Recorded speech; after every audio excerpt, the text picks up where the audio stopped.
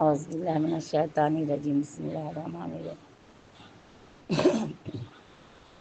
رب زدنی علما رب زدنی علما رب زدنی علما رب اشرح لی صدری ویسر لی امری واحلل عقدۃ من لسانی یفقہوا قولی واجعلنی وزیرا من اہلی۔ تیسرا باب شروع کرتی ہوں حج کے بارے میں۔ آب زمزم پینے کے وقت آج جب طواف کے 2 رکعتوں سے فارغ ہو کر چاہ زمزم پر آیا، آب زمزم پیے تو کعبہ کی طرف رخ کر کے بسم اللہ پڑھ کر 3 سانس میں خوب پیٹ بھر کر آب زمزم پیا۔ پی چکے تو الحمدللہ کہا۔ حدیث شریف میں آیا، رسول اللہ صلی اللہ علیہ وسلم نے فرمایا، بے شک ہم مسلمانوں اور منافقوں کے درمیان نشانی اور فرق ہی یہ ہے کہ منافق لوگ آب زمزم پیٹ بھر کر نہیں پیتا، ہم خوب پیٹ بھر کر پیتے ہیں۔ ابن عباس رضی اللہ عنہ، ابن ماجہ۔ دوسری حدیث میں آیا ہے کہ رسول اللہ صلی اللہ علیہ وسلم نے فرمایا، آب زمزم جس مقصد کے لیے پیا جائے اسی مقصد کے لیے مفید ہوتا ہے۔ اگر تم اس کو دکھ بیماری سے شفا کے لیے پیو گے، اللہ تعالیٰ تم کو شفا دیں گے، اللہ سب کو شفا دیں۔ اور اگر تم کسی دشمن یا آفت مصیبت سے پناہ لینے کے لیے پیو گے تو اللہ تعالیٰ تم کو اس سے پناہ دے دیں گے۔ اگر تم اپنی پیاس بجھانے کے لیے پیو گے تو اللہ تعالیٰ تمہاری پیاس بجھا دیں گے، اللہ حشر کے میدان میں پیاس بجھا دیجیے گا۔ حضرت ابن عباس رضی اللہ عنہ جب آب زمزم پیتے تو کہتے، اللہم انی اسألک علما نافعا ورزقا واسعا وشفاء من کل داء۔ اے اللہ، میں تجھ سے نفع پہنچانے والے علم اور فراخ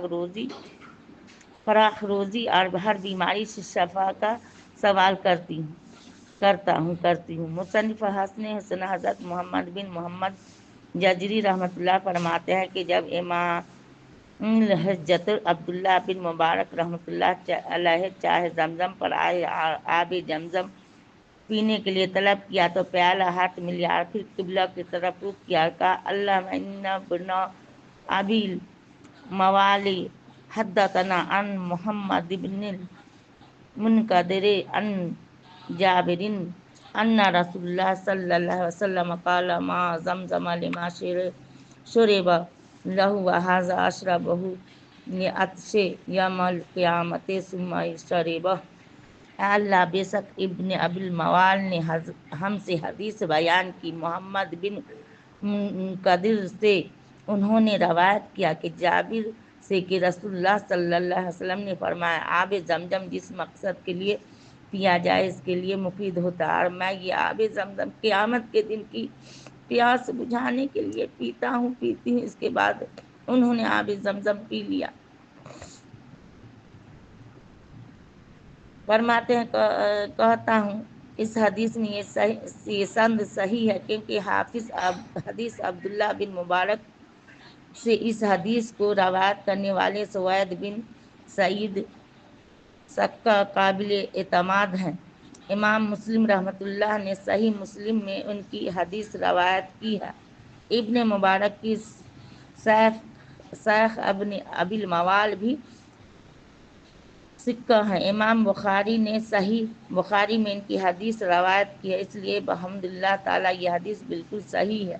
سبحان ربک رب العزت عما یصفون، سلام علی المرسلین والحمدللہ رب العالمین۔ اللہ جتنا بتایا ہے وہ قبول فرما اللہ، اور جو سنے وہ میرے بھی دعا میں سے یاد رکھی مغفرت کے لیے۔ اللہ یا رب مغفرت، اللہ مغفر لی والمؤمنین والمؤمنات والمسلمین والمسلمات، اللہ بارک لی فی الموت فی بعد الموت،